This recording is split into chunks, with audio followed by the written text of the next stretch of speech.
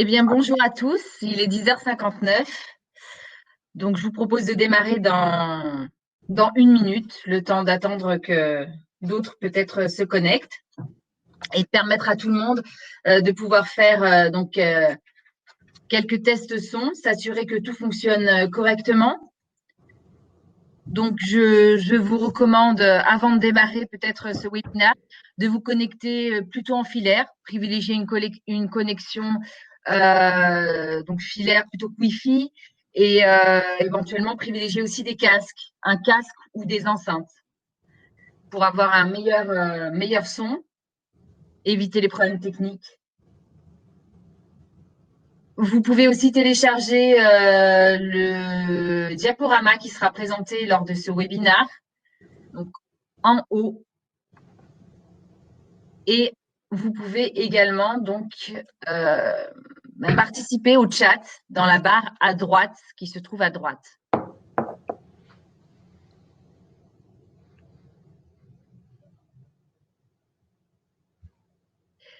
Bien, il est 11h, donc bonjour à toutes et à tous. Je suis vraiment ravie de vous accueillir pour ce webinaire qui porte donc sur les dispositifs de reconversion professionnelle. Il s'intitule donc plus précisément Projet de transition et de reconversion professionnelle, dispositifs et actualités. Donc en effet, nous proposons ce webinaire dans la droite ligne de ceux que nous avons présentés sur la réforme de la formation, puisque la loi Avenir professionnel a introduit, comme vous le savez, de nombreux changements pour permettre les mobilités professionnelles.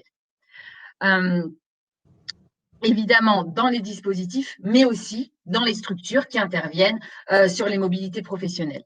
Et c'est ce que nous voulons vous présenter donc dans ce webinaire proposé par Via Compétences, le CARIFOREF en Auvergne-Rhône-Alpes.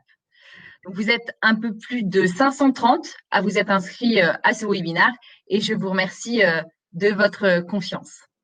Je suis Véronique Spirito, chargée de mission ingénierie de l'orientation et j'ai la tâche d'animer ce webinaire en compagnie de notre intervenant, que je remercie d'avoir accepté notre invitation, donc Monsieur Stéphane Giboudot, qui est le directeur général de Transition Pro Auvergne-Rhône-Alpes.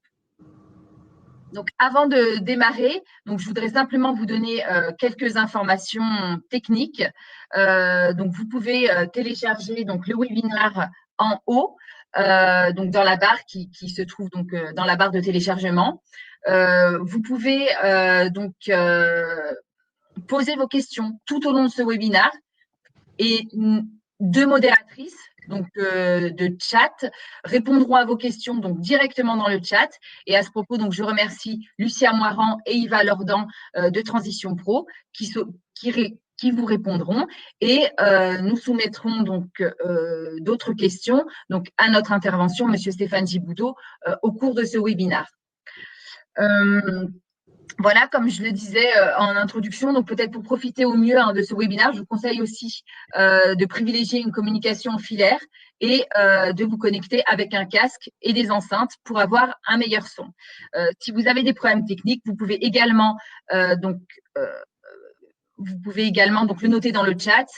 Nous avons donc l'équipe Webikeo qui nous assiste pendant ce webinaire et qui pourra vous assister et trouver une solution pour vous. Voilà, donc je me tourne maintenant vers Stéphane Giboudot, donc que je remercie à nouveau d'être avec nous. Donc, je vous remercie de nous dire quelques mots, effectivement, en introduction sur votre structure, Transition Pro, et ensuite de nous présenter concrètement comment se déroule un projet de transition professionnelle, et aussi donc de nous parler du dispositif démissionnaire introduit donc par la loi Avenir professionnel.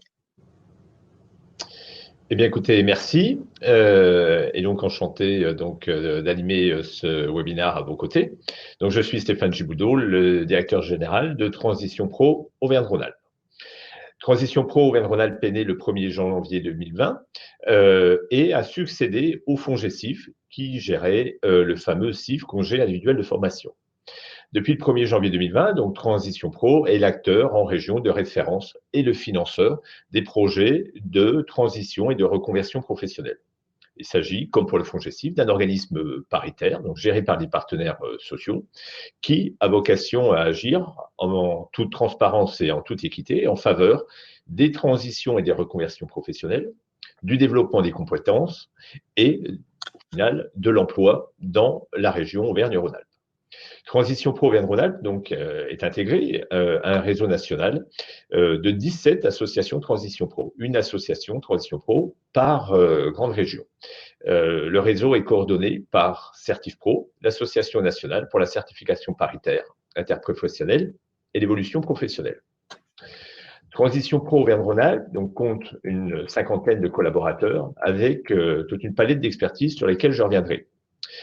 Donc, nous sommes présents sur l'ensemble de la région avec 3 espaces territoriaux qui accueillent le public, situés à Clermont-Ferrand, à Lyon et Grenoble. Notre siège est à Villeurbanne. Et au-delà de ces 3 présences territoriales, nous sommes présents dans une dizaine de permanences territoriales pour mailler en proximité notre territoire. L'objectif est d'accroître rapidement et assez significativement le nombre de ces lieux de permanence pour passer à une vingtaine de lieux de permanence d'ici la fin de l'année. Donc, Transition Pro, Auvergne-Rhône-Alpes, est aux côtés des salariés. Donc, nous nous adressons aux actifs salariés, avec 2 dispositifs qui permettent donc de financer et de mettre en œuvre leurs projets de transition. Le premier dispositif, c'est le projet de transition professionnelle, le PTP. Et le second dispositif, c'est le dispositif démissionnaire. Au-delà de ces 2 dispositifs, donc ce que je vous présenterai en détail un peu plus tard, je vous indiquais que nous nous appuyons sur toute une palette, tout un grand nombre de domaines d'expertise qui sont déployés au service des personnes qui nous sollicitent et de la bonne gestion de ces dispositifs. La prise en compte dans ces différents domaines d'expertise, il y a tout d'abord la prise en compte dans nos décisions donc d'instruction et d'acceptation, des besoins en matière d'emploi et de compétences dans la région. Nos décisions sont effectivement réalisées en région par des acteurs, par des partenaires sociaux qui intègrent dans la prise de décision la réalité du besoin en matière d'emploi et de compétences sur un territoire. Deuxième domaine d'expertise, le contrôle de la qualité des formations que nous finançons et que nous prenons en charge. Donc, aux côtés des salariés qui nous sollicitent, nous pouvons les accompagner dans le choix du meilleur organisme de formation avec ces enjeux de contrôle de qualité de formation. Et puis enfin, dernier point d'expertise, le développement de très nombreux partenariats sur l'ensemble du territoire régional avec les acteurs de l'emploi, de l'économie, de la formation, afin d'optimiser les parcours des personnes qui nous sollicitent et l'accès à ces dispositifs des salariés.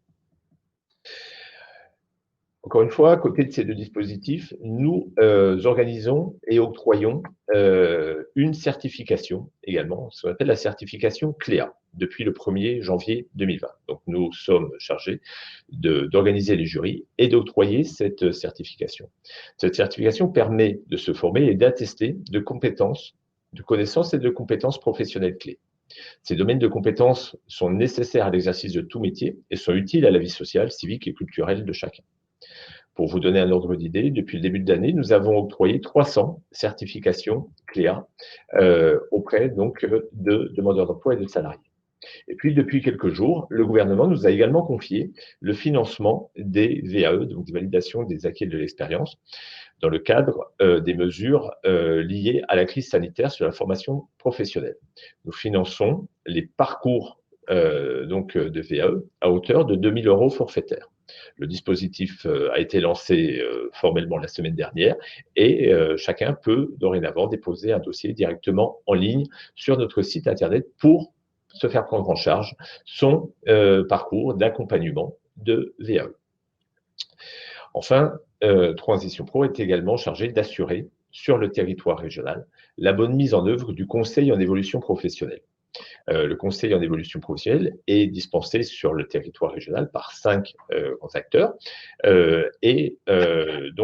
Transition Pro est chargé, sur demande de l'État et de France Compétences, d'opérer le suivi quant à la bonne mise en œuvre de ce dispositif de conseil auprès des salariés et chaque année de proposer des mesures d'amélioration quant à sa mise en œuvre auprès de France Compétences et de l'État. La crise sanitaire que nous avons connue et que nous connaissons encore aujourd'hui a très fortement impacté l'ensemble des acteurs de la formation professionnelle. Les financeurs, les organismes qui délivrent la formation, les personnes qui étaient en cours de formation, les personnes qui s'apprêtaient à solliciter Transition Pro, les entreprises qui salarient les personnes qui s'apprêtaient à partir en formation. Donc, Transition Pro a dû, dès la mi-mars, très vite adapter son organisation pour permettre d'assurer la continuité de l'ensemble des services que nous délivrions et évidemment l'accès aux dispositifs de financement, avec bien des modalités différentes liées à la crise sanitaire et que nous avons ajustées en continu pour prendre en compte l'évolution du contexte. Nos équipes, donc la cinquantaine de collaborateurs, se sont pleinement mobilisés pour pouvoir continuer à accompagner les actifs, les salariés qui s'engageaient dans un projet de transition professionnelle ou sur un dispositif démissionnaire.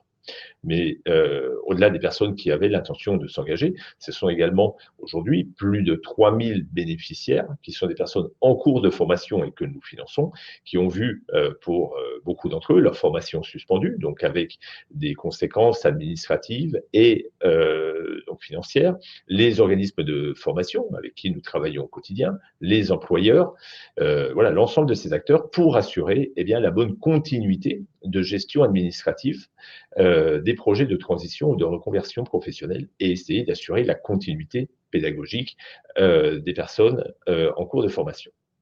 Les organisations paritaires se sont également pleinement mobilisées et organisées pour pouvoir continuer à maintenir le bon déroulement des commissions d'instruction et de prendre les décisions sur les nouveaux dossiers. Donc, les commissions d'instruction se sont tenues au mois d'avril, au mois de mai, au mois de juin évidemment se tiendront tout l'été.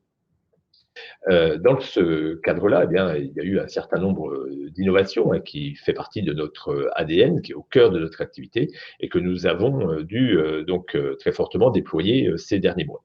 Alors, je vais vous donner quelques exemples d'innovations qui ont été lancées ces derniers mois qu'il est important de bien avoir en tête parce que ces projets, ces innovations perdureront pour la plupart d'entre elles bien au-delà de la crise sanitaire. Les rendez-vous individuels, par exemple, ou les réunions d'information collective que nous tenions dans nos espaces territoriaux ou lors de nos permanences, sont dorénavant organisés systématiquement en visioconférence avec un très fort succès. Nous imaginons très vite de coupler aussi bien des rendez-vous en présentiel, des réunions d'information collective en présentiel, et de maintenir des réunions d'information en visioconférence.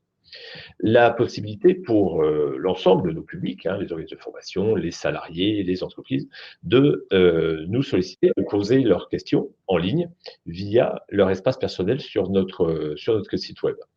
Ce dispositif sur lequel nous avions surmonté à des niveaux d'échange de plus de 1000 échanges quotidiennement, avec pour nous un objectif qui a été essayer de répondre sous 24 ou sous 48 heures.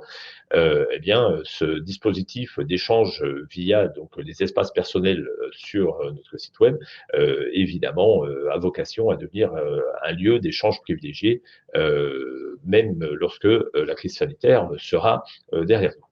Notre foire aux questions spéciale Covid-19 en ligne sur notre site a été actualisée au jour le jour en fonction de l'organisation que nous mettions en place et puis permettait de relayer l'information du gouvernement sur les mesures réglementaires liées à la crise Covid-19.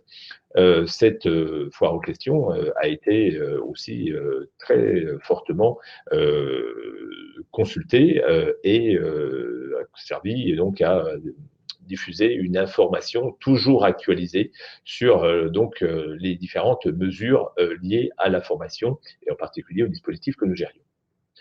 Notre permanence téléphonique est ouverte tous les matins de 8h30 à 12h30 pour répondre au mieux aux diverses questions de nos publics. Et puis, l'évolution importante également depuis la mi-avril, le dossier dématérialisé pour les projets de transition professionnelle. Donc pour le PTP, pour le dispositif démissionnaire, c'était déjà le cas. Et eh bien, depuis la semaine dernière également, pour les demandes de prise en charge des parcours de VAE. Donc le dossier dématérialisé a été lancé mi-avril et s'avère être un support et une modalité de dépôt de son dossier qui était particulièrement pertinente dans la période actuelle.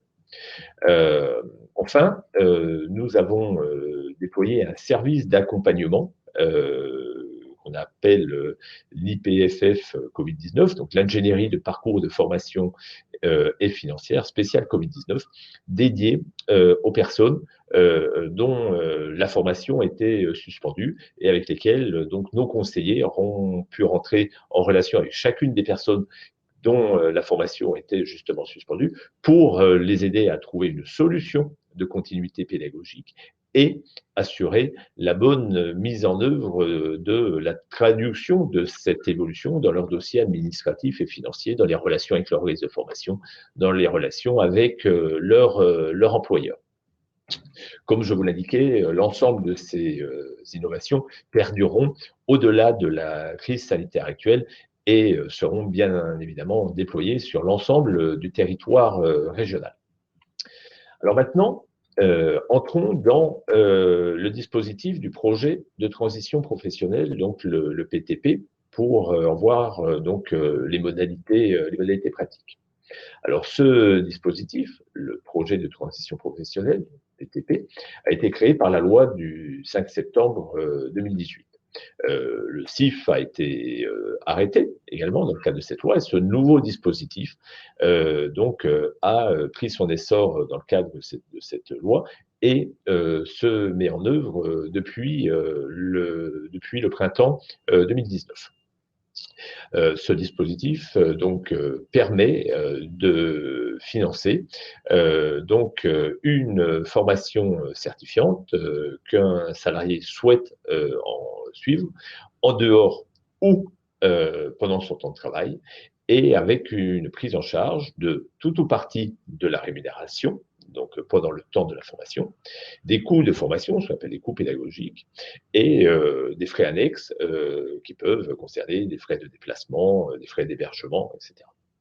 Il s'agit d'un dispositif qui s'adresse aux salariés du secteur privé, en CDI, en CDD, pour les personnes sous statut donc, de travailleurs en intérim, ou pour les intermittents du spectacle, et donc des personnes qui souhaitent, à travers cette formation, changer de métier ou de profession. Il y a un certain nombre de conditions, notamment d'ancienneté, dans son parcours professionnel et qui sont détaillées sur notre site internet. En termes de démarche, comment les choses doivent-elles s'opérer?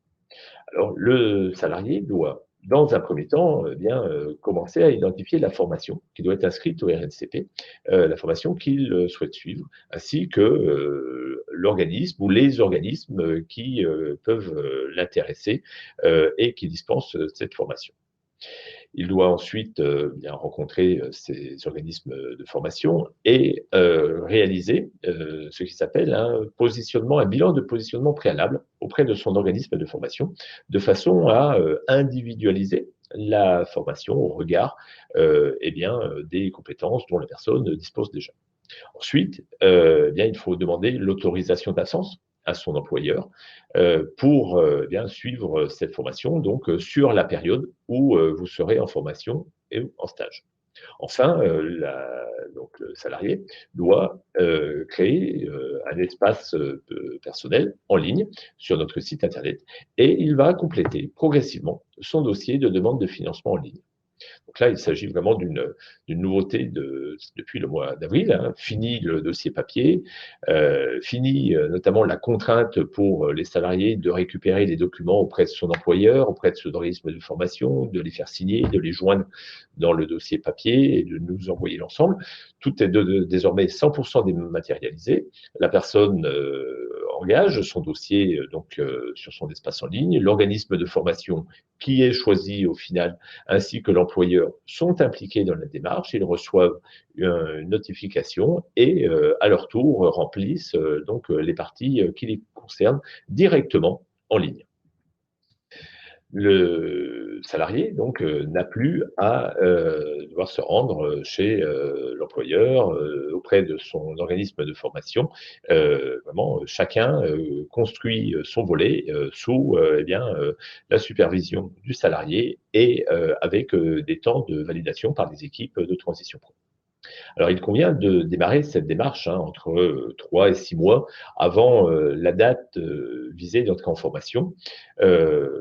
Ceci afin bien que nous puissions interagir avec le salarié si jamais nous voyons qu'il y a certaines difficultés dans son dossier, lui permettre qu'il ait le temps de réajuster certains volets, que nous puissions interagir si nécessaire avec l'organisme de formation, avec l'employeur, et puis que nous puissions nous tenons des commissions tous les mois, donc que la commission puisse se tenir suffisamment en amont de la formation pour que, en cas de refus, la personne puisse chercher une autre solution. Voilà, donc c'est une démarche qui doit s'initier entre 6 mois, entre 3 et 6 mois avant le début de la formation visée. Lorsque le dossier est déposé en ligne de façon définitive, qu'il est complet avec tous ses volets, il est examiné donc par une commission d'instruction composée donc de représentants des partenaires sociaux, représentants des entreprises, des employeurs et représentants des salariés. Cette commission donc décidera de la prise en charge ou non de la demande de financement. Les décisions de cette commission sont prises en respectant un certain nombre de critères et dans la limite des financements dont elle dispose. Ce sont des financements annuels qui sont octroyés. Alors, il y a 3 critères qui doivent être remplis pour qu'un dossier soit acceptable. Les critères sont les suivants. Tout d'abord, la cohérence du projet de transition professionnelle destiné à permettre de changer de métier ou de profession. Le projet doit clairement mener à un changement de métier ou de profession et le dossier doit démontrer qu'il y a vraiment une cohérence dans le projet que la personne porte au regard de ce qu'elle a déjà pu faire antérieurement, d'un certain nombre d'initiatives qu'elle a pu déjà prendre pour s'orienter vers ce nouvel métier ou cette nouvelle profession. Deuxième critère qui est pris en compte, la pertinence du parcours de formation, ses modalités de financement, envisagées notamment à l'issue de l'action de positionnement préalable dont je vous parlais tout à l'heure. Donc, en quoi le projet de formation, le parcours qu'il nous est demandé de financer est parfaitement bien adapté à la situation de la personne, donc est individualisé au maximum. Enfin, je vous en faisais part également tout à l'heure, vous indiquant que Transition Pro est un outil régional. Eh bien, le troisième critère, ce sont les perspectives d'emploi à l'issue de l'action de formation envisagée. Donc, en quoi le projet de reconversion de transition professionnelle apporte des éléments qui permettent d'envisager une insertion professionnelle et un retour à l'emploi au terme du parcours de formation. Voilà les 3 critères qui examinent cette commission. Et les 3 critères doivent être remplis pour que le dossier soit accepté. Ensuite, en fonction du budget dont nous disposons, si le montant des projets que nous avons examinés sur le mois concerné est plus important que le budget dont nous disposons, eh bien, nous avons derrière un certain nombre de priorités et nous hiérarchisons les dossiers selon des priorités qui sont communiquées sur notre site internet et qui évoluent régulièrement. Lorsque un professionnel de la formation ou de l'orientation en région reçoit un salarié qui envisage de solliciter un projet de transition professionnelle, comment doit-il opérer? Tout d'abord, il doit l'inviter à participer à l'une de nos réunions d'information collectives sur le dispositif, soit en visioconférence, comme nous en faisons actuellement de très nombreuses, soit en présentiel, telles que elles vont s'organiser là sur nos sites et lorsque nous reprendrons nos permanences. L'actif, donc le salarié, se connecte sur notre site web, il crée son espace personnel, hein, une adresse mail suffit, et il a la liste des réunions, donc encore une fois, en présentiel ou en visioconférence, il s'inscrit, il a toute la panoplie des dates qui lui sont proposées afin de trouver la date, le créneau qui lui va bien. Les organismes de formation, ainsi que les employeurs, disposent aussi d'une rubrique et d'une entrée sur notre site internet avec un espace personnel, au sein duquel l'ensemble de la démarche du projet de conditions professionnelles leur est expliqué sous l'angle vision côté organisme de formation et vision côté employeur. Voilà, la plupart des organismes de formation ont déjà accès à cet espace et un employeur, pour lesquels c'est la première fois qu'un collaborateur part en congé de projet de transition professionnelle, se crée son espace et ensuite il va retrouver tous les éléments de suivi du dossier administratif de son collaborateur. C'est également donc dans ces espaces-là que l'un et l'autre rempliront donc les volets des dossiers de demande de financement et déposeront les pièces pour échanger avec nos équipes et suivre tous leurs dossiers en cours. Quelques chiffres clés sur le projet de transition professionnelle. Je vous indiquais qu'il a été lancé au printemps 2019, au mois de mars 2019. Depuis mars 2019, donc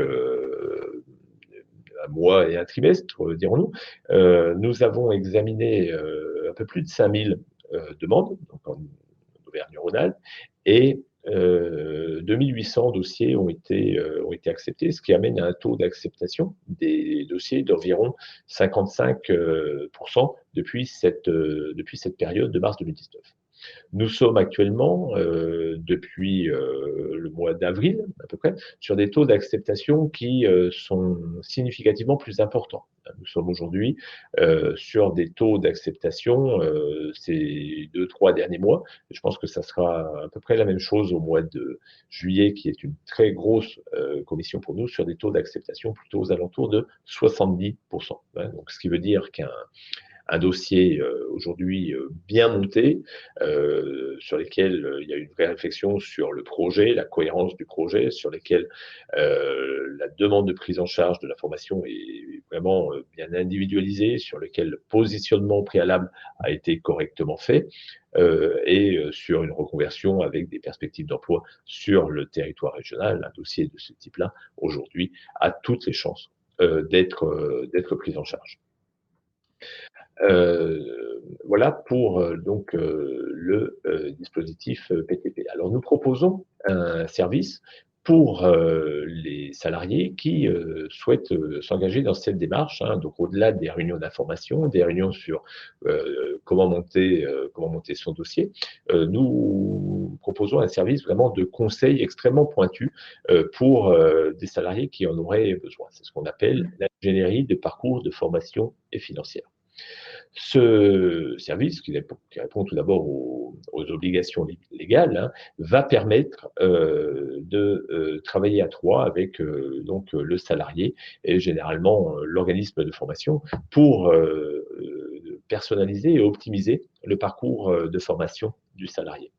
Ce parcours individualisé doit être évidemment en phase avec les besoins du salarié, en prenant en compte aussi le coût de la formation, la durée, la possibilité d'accéder aux métiers visés via des blocs de compétences ou via un parcours de VAE, par exemple. Ce service, donc, généralement s'opère dans une relation à 3, donc un de nos conseillers coordonne ces échanges avec l'organisme de formation ou les organismes de formation, si à un moment donné, il y a plusieurs possibilités de formation, et les salariés. Et puis, d'une façon générale, dans le cadre de ce service, eh bien, nous cherchons à construire des relations fréquentes avec les organismes de formation. Nous les réunissons régulièrement dans nos espaces territoriaux au cours de réunions d'information, ce que nous avons fait avant le confinement. Et puis, nous allons bien relancer ces réunions d'échange avec les organismes de formation dans le cadre des dispositifs PTP dès la rentrée du mois de septembre. Et évidemment, nous travaillons aussi dans le cadre de ce dispositif donc très individualisé, en relation très étroite avec les opérateurs CEP, avec lesquels nous avons des partenariats qui sont d'ailleurs en cours de formalisation. Dès lors que ces opérateurs perçoivent qu'une des personnes qui les accompagnent dans la construction de son projet de transition professionnelle ou d'évolution professionnelle, et cette personne pourrait aller vers un financement au titre du PTP, eh bien, et pour lesquels il y a un besoin de travailler en particulier le parcours de formation et son ingénierie financière, eh bien, les opérateurs CEP orientent la personne vers nous. Ou, autre possibilité, nous avons des plages d'échange avec les opérateurs CEP, un conseiller CEP et un de nos chargés d'ingénierie de parcours peuvent aussi échanger sur un dossier, encore une fois, pour essayer de construire au mieux le dossier de demande et donner les meilleures chances possibles au projet d'être accepté et financé. Voilà pour ce qui concerne donc ce service et sur lesquels nous nous appuyons pour le mettre en œuvre. Donc, je dis sur les relations avec services de formation, sur des relations avec des opérateurs CEP, puis sur un certain nombre d'outils que nous disposons en interne sur des, par exemple, des comparateurs de coûts de formation, sur des retours, des analyses de retours de stagiaires de formation, etc.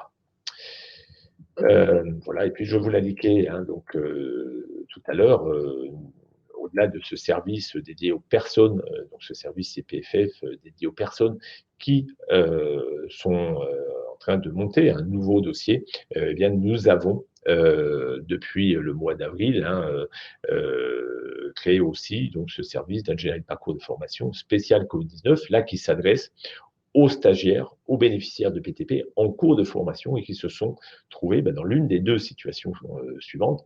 La formation ou le stage d'ailleurs qu'ils étaient en train de suivre a été interrompu avec des incertitudes sur le calendrier de redémarrage, ou leur dossier avait déjà été accepté, mais leur date, ils devaient rentrer en formation eh bien, au mois de mai ou au mois de juin, et leur date d'entrée en formation était décalée du fait notamment des périodes de fermeture des organismes de formation. Donc ce service IPFF spécial Covid-19 a consisté et consiste encore aujourd'hui, on pense le maintenir pendant encore quelques mois, peut-être jusqu'au mois de septembre, à rechercher donc avec nos conseillers experts la meilleure solution pédagogique, mais aussi administrative et financière, permettant de rebondir et de sécuriser la poursuite du parcours après donc cette interruption de formation ou ce décalage d'entrée en formation.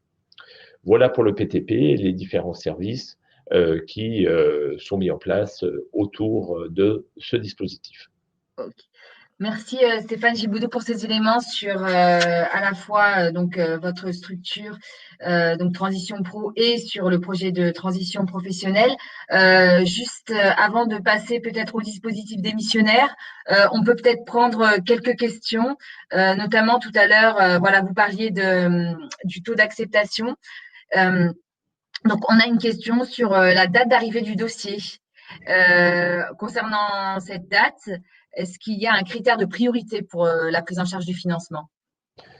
Alors, les dossiers doivent être déposés en amont de la commission d'instruction pour que nous ayons le temps de les instruire. Et la commission d'instruction doit nécessairement se tenir avant l'entrée en formation. Donc, vous avez le calendrier sur notre site internet avec la date limite de finalisation du dossier par rapport à votre date d'entrée en formation et donc vous indiquant à quelle commission le dossier sera présenté.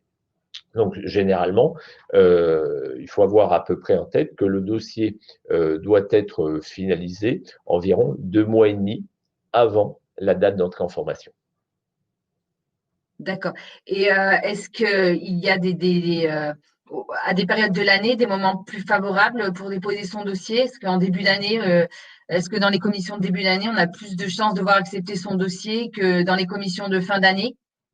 Alors, nous planifions des enveloppes budgétaires pour chacune des commissions en prenant en compte eh bien, la saisonnalité. Il est très clair qu'au mois de juillet, par exemple, notre commission est amenée à examiner beaucoup plus de dossiers parce qu'il y a beaucoup d'entrées en formation qui sont prévues au mois de septembre, au mois d'octobre. Donc, l'affectation des budgets par commission et bien évidemment intègre bien évidemment cette saisonnalité pour essayer de rechercher sur l'ensemble de l'année une équité entre les différentes commissions. Donc, il n'y a pas a priori de période plus favorable ou moins favorable. Par contre, si eh bien, à un moment donné, on s'aperçoit que la demande, parce que nous sommes amenés à anticiper une demande, si nous s'apercevons que la demande eh bien, fléchit, c'est ce que nous avons observé depuis quelques mois en lien avec la situation de la crise sanitaire, parce qu'il est plus difficile de monter des dossiers et autres, eh bien à ce moment-là, de fait, le taux d'acceptation a un peu monté depuis le début d'année. Ok, d'accord, merci.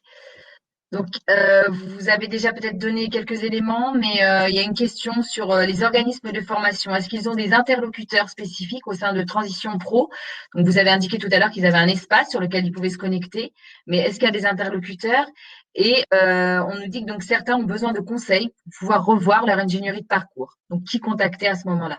Tout à fait. Alors là, c'est vraiment la mission de nos équipes en proximité, donc dans nos équipes, dans nos 3 espaces territoriaux, d'être les interlocuteurs de proximité des organismes de formation. Donc vous trouvez, si vous ne les connaissez pas, mais j'espère que vous les connaissez, en tous les cas, vous trouvez leurs coordonnées sur notre site internet, de nos responsables d'espaces territoriaux, donc à Lyon, à Grenoble et à Clermont-Ferrand, vous les contactez et soit eh bien, ce sera un échange individuel hein, si vous en avez le besoin en tant qu'organisme de formation.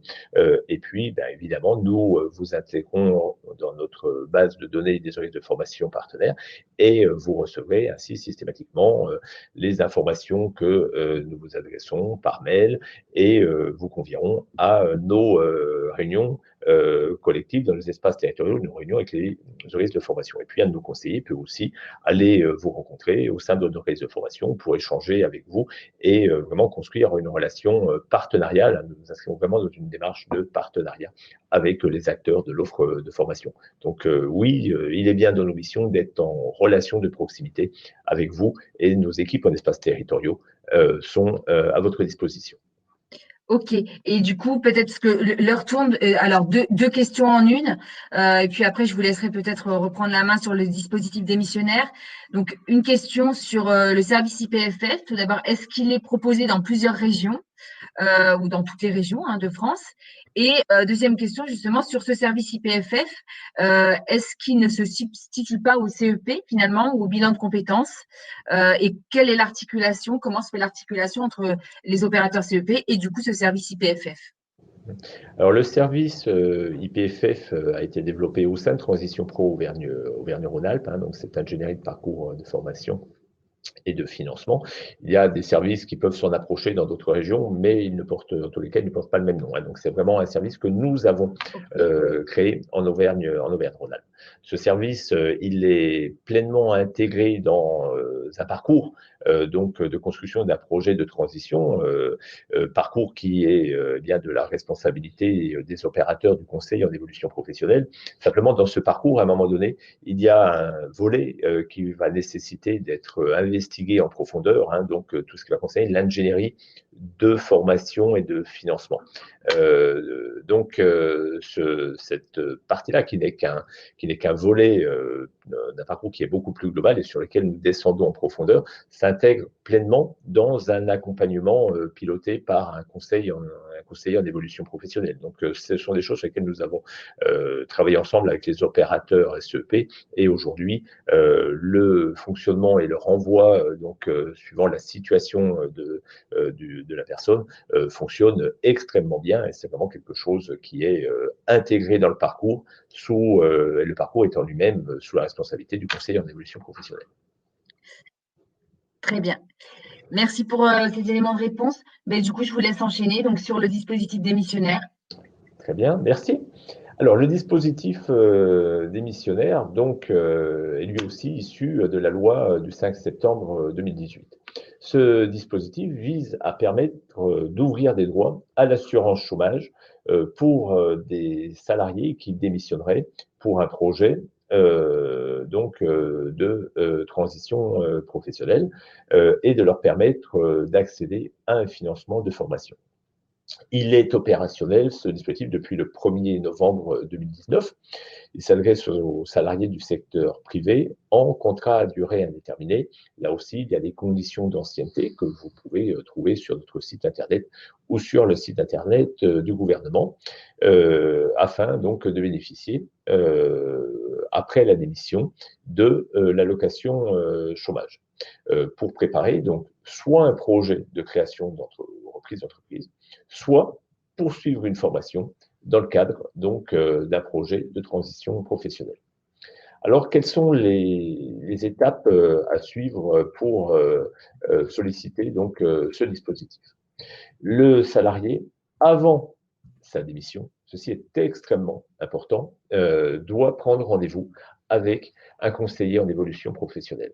C'est une obligation de passer par cette étape de rencontre avec un conseiller en évolution professionnelle, et ça doit impérativement se faire avant la démission, sinon la personne ne pourra pas prétendre à l'accès au droit à l'assurance chômage.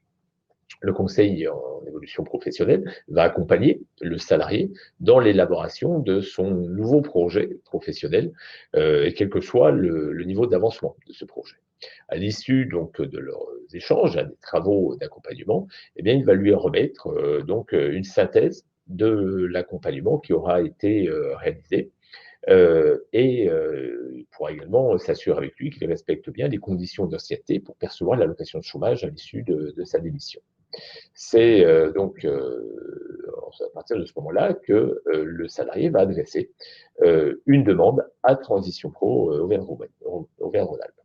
Une commission d'instruction, qui là aussi se réunit chaque mois, va étudier le projet de transition de la personne, va avoir à disposition aussi la synthèse de l'accompagnement qui aura été opéré par le conseil en évolution professionnelle, et va étudier ce que la loi caractérise ainsi, le caractère réel et sérieux du projet, afin d'émettre un avis sur le projet.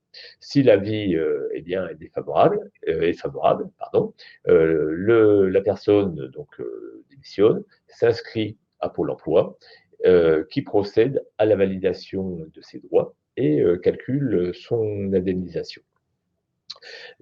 Toute cette démarche auprès de Transition Pro se fait en ligne, via l'espace personnel, au même titre qu'il y a dans l'espace personnel rubrique dispositif PTP, prise en charge de PAE. On trouve l'onglet dispositif démissionnaire, et la personne remplit son dossier en ligne et vient y intégrer les différents documents, dont la synthèse du CEP. Et c'est directement en ligne que la personne saisit l'exposé de son projet personnel. Lorsque le dossier est complet, Transition Pro a 2 mois pour l'étudier et notifier la décision, qui ensuite est un document avec lequel la personne doit se rendre chez Pôle emploi pour bénéficier de son son assurance chômage et donc organiser la prise en charge également de la formation. Alors, quelques chiffres clés aussi sur le dispositif démissionnaire. Il a été lancé, je vous l'indiquais, hein, donc en décembre 2019. Donc, depuis cette date, il y a eu environ 900 avis favorables sur le dispositif qui, par Transition Pro Auvergne-Rhône-Alpes, donc 200 personnes qui peuvent donc démissionner avec donc cette possibilité de se voir donc couvert par l'assurance chômage. Autre chiffre important, plus de 50% des projets concernent des créations ou des projets visant à créer ou transmettre ou reprendre une entreprise, pardon, et environ 40% des projets de formation en vue d'une reconversion. Voilà pour le dispositif des missionnaires. Merci. Je vois qu'effectivement l'heure tourne, donc il nous reste précisément donc 1 minute. Donc on va peut-être prendre donc juste une question sur ce dispositif démissionnaire. Donc à quel moment la personne donc doit poser sa démission entre ces 3 étapes? Alors, la personne peut déposer sa démission dès lors qu'elle a pris contact avec l'opérateur du conseil en évolution professionnelle et qu'elle a engagé sa démarche avec le CEP. Ensuite, elle peut opérer sa démission quand elle le souhaite. Ce que nous recommandons, c'est que la personne n'opère pas sa démission avant que nous ayons émis l'avis favorable sur son projet. Après, parce que voilà, nous sommes sur des taux d'acceptation des projets d'environ 90%. Donc, dans le cas où le projet ne soit pas considéré comme réel et sérieux, eh bien, si la personne a opéré sa démission, elle ne pourra pas bénéficier de la prise en charge par Pôle emploi. Donc, voilà, nous recommandons de le faire à partir du moment où nous avons, nous, pour ce qui nous concerne, émis l'avis favorable sur le projet. Très bien. Et donc, peut-être quelques mots de synthèse sur les principaux éléments donc, à retenir pour ce webinaire. D'accord, donc bon, vous ouvrir quelques éléments de perspective, hein. On a parlé de l'IPFF et effectivement, ce sont des choses, c'est un dispositif d'accompagnement majeur que nous allons renforcer parce qu'il convient, eh bien, de travailler sur l'individualisation des parcours de formation que nous prenons en charge avec les organismes de formation, les opérateurs CEP. C'était l'essence même de la loi, hein, cette individualisation des parcours de formation pour les individus. Bien, nos interventions sont au cœur de cette ambition de travailler à une approche toujours plus individuelle. Et bien, nous faisons en sorte d'articuler aussi des différents dispositifs que nous gérons. Par exemple, la VAE et le projet de transition professionnelle. Nous allons mettre en place, à partir de la rentrée, un système intégré VAE, projet de transition professionnelle. Nous faisons aussi en sorte d'articuler dispositifs démissionnaires et projets de transition professionnelle avec, donc, dans un certain nombre de cas, des projets de transition professionnelle qui ont été financés et qui, quelques années plus tard, se sont traduits par donc, une démission dans le cadre du dispositif démissionnaire pour création d'entreprise. Nous réfléchissons à des solutions qui doivent être toujours adaptées à la diversité des publics que nous accueillons, les personnes en contrat de CDD, les personnes intérimaires, les intermittents du spectacle, avec des dispositifs pour lesquels nous mettons en place les ajustements nécessaires aux différentes situations des uns et des autres. Voilà, nous visons à œuvrer sur le territoire régional pour couvrir les besoins en matière d'emploi et de compétences avec des discussions avec le conseil régional en cours dans le domaine du secteur sanitaire et social, par exemple. Et puis, nous travaillons toujours à ajuster nos priorités en ce sens.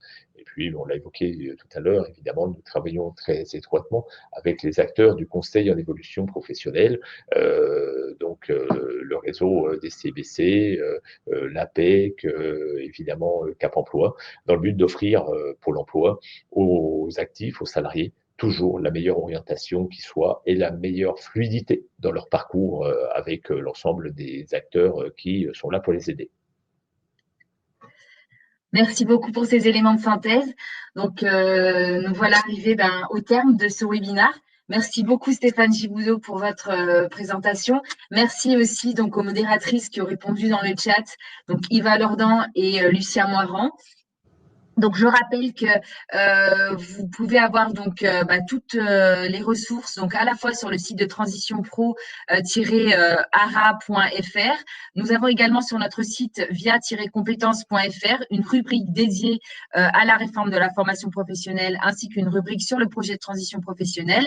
Nous avons réalisé également donc avec Transition Pro des capsules vidéo qui peuvent tout à fait compléter le discours donc de Stéphane Giboudot et revenir sur des éléments, peut-être en les approfondissant un peu plus, notamment sur l'IPFF et sur le dossier dématérialisé. Donc, vous pourrez donc avoir des informations et ainsi que le replay de ce webinaire qui sera disponible d'ici 2-3 jours, donc que vous pourrez consulter sur notre rubrique dédiée, donc sur notre site internet via-compétences.fr. Donc, avant de quitter ce webinaire, je vous remercie de prendre quelques minutes pour l'évaluer. Et puis, vous recevrez également donc un questionnaire de satisfaction que je vous remercierai de renseigner, de prendre 1 ou 2 minutes, voilà, pour nous faire un retour qui nous permettra, bien évidemment, donc d'améliorer nos webinaires comme nous en avons constamment le souci. Merci beaucoup. Je vous souhaite une excellente journée. Et bien sûr, n'hésitez pas à consulter notre rubrique pour avoir la liste des prochains webinaires et des prochaines sessions de professionnalisation. Merci pour votre attention. Merci Stéphane Giboudot. Au revoir. Au revoir.